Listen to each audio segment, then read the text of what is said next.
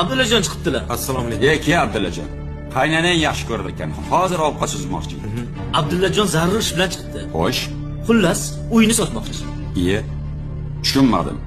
Tinchlikmi Abdullajon? Oyimni zudlik bilan operatsiya qilishimiz kerak ekan. Shuning uchun uyni sotishga majburman. Uyingni sotsang birinchi qo'shningga ayt degan gap bor. Bo'ldi qo'shni. O'zimiz olamiz.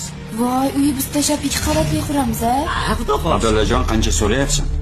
Bugun maklerlar kelib baholab ketishdi. 80 mingga ketadi deyishdi. Lekin hozir operatsiyaga o'tishim juda ham zarur.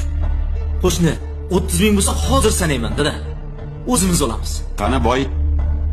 Puling bormi? 30 ming olib chiqchi. Hozir, yur onasi. Mana qo'shni. Xohlasangiz sanab oling. Lekin ertaga albatta Natashni borishimiz kerak. Abdulla. Pulon. Oling, oling. Topganingni berarsan. Iye. Dada, Bermasang ham mayli. dada. Vaqt ketkazma. Tur o'g'lim. Tur. Bor onangni davola. Dada bu nima deganingiz? O'chir ovozingni.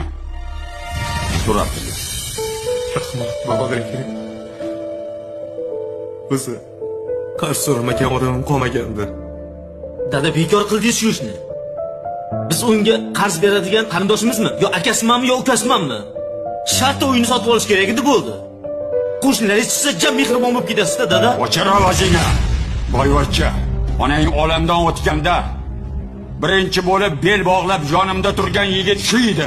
Xotiningni dardi tutganda sen safarda eding. Boring kasal bo'lganda kasalxonaga mana shu qo'shni olib bordim. Ha kelin, sizga bu kichkinalik qilib qoldimi? Kammi? Sig'mayaptimi? Birovni kulfatidan manfaat topmoqchimisan? Shu ham qo'shning o'lim bilan olishib yotdi.